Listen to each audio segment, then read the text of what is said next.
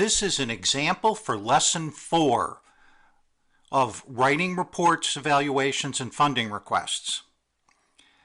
This lesson focused on writing funding applications. As in the previous examples, this example uses the Teen Anger Management Group as an example for applying for funding to present this group in a particular agency. You should download the Lesson 4 example funding application and review the text examples in each of the fields. There's a few things to notice about it. The project summary includes much of the literature review written for the report in Writing Lab 3. The beginning examples from the report were moved to the needs assessment section of this application. The summary describes the characteristics of teen anger and then describes research-supported anger management group interventions. This follows the same logic used in the report in order to demonstrate the effectiveness of a teen anger management group, which is certainly what you want to do if you're requesting funding to provide this type of group. The project summary then describes the proposed group in more detail. This isn't in the report, although it could be added into the report in the recommendations section if the purpose of the report is to propose an effective group structure rather than simply to determine what is effective treatment.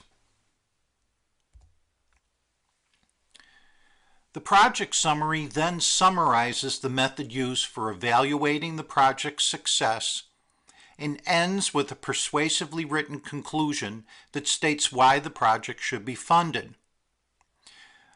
Remember that the project summary should summarize all aspects of the project and not just be an introduction to the project. One of the things to take into consideration is that when the reviewers of the application are reading an application, they are going to read the project summary and then decide whether they want to get the rest of the detail and go on in the application. So if you don't explain enough information early on, you may find that the details that were contained in the rest of the later parts of the application are never read. The needs assessment includes the statistics from the Writing Lab 3 report and also includes a statement of regional need based on the agency's referrals. In real human service practice situations, this type of information would be based on actual agency data.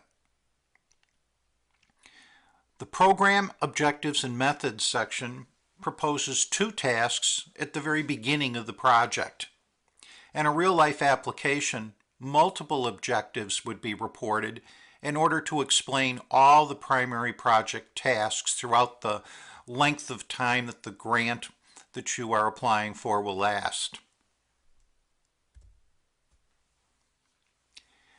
Even though this section's not required, the project continuity section explains that the agency will continue the group after an evaluation shows that it is effective.